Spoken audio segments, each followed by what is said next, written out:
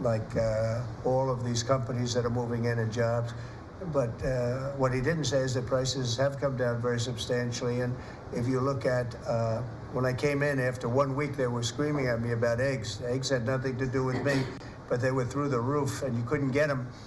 And now they're down about 35, 40%, maybe even more than that. I'm going to let Brooke, if you would just discuss that. And groceries generally, prices are coming down, and energy prices are coming down. And I hope the Fed lowers interest rates, and then you're going to see interest rates coming down, and I'll have you speak about that in a second, Scott. Brooke, go ahead. Well, sir, thank you. I think the first thing that's really remarkable to note is that the prices of eggs under the 4 years of Joe Biden increased 237%.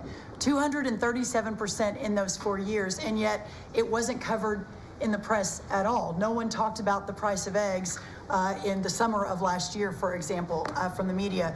So, of course, the president wins and he is inaugurated, and the next day, everyone is yelping about why the price of eggs are so high. So it was certainly one of many, many issues we took on under the 4 years of Joe Biden. We had the cost of input go up 30% for all of our agriculture products. At the same time, the trade deficit increased $49 billion. So it was zero under the first Trump administration. And then under Joe Biden, we sold $49 billion less of our ag products around the world. Then you combine that with the avian bird flu, and I know I've talked to a lot of you in the press on this over the last 3 or 4 weeks. But listen, here's the deal. The president, under his vision and support, we released about a month ago a very significant plan on how to bring the price of eggs down. It included 5 prongs. I won't go into it now because I don't want to bore everyone, but since that day, since we released that plan regarding biosecurity, repopulation, importing eggs, research, and then deregulating, taking those onerous rules off of our farmers, our egg-laying farmers, since that time, the price of eggs, the wholesale price of eggs, has come down 53%.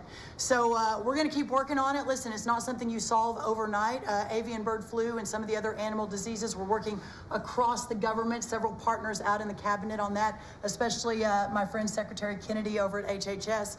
But we have a long-term solution, but at least for now, in the short term, thanks to President Trump and so many that have worked so hard, the price of eggs are coming down, as well as the price of groceries. So thank you, sir, for the opportunity to lead on that. And the number is 53%, and they're readily available. So I think it's a fantastic job. And overall groceries are down too.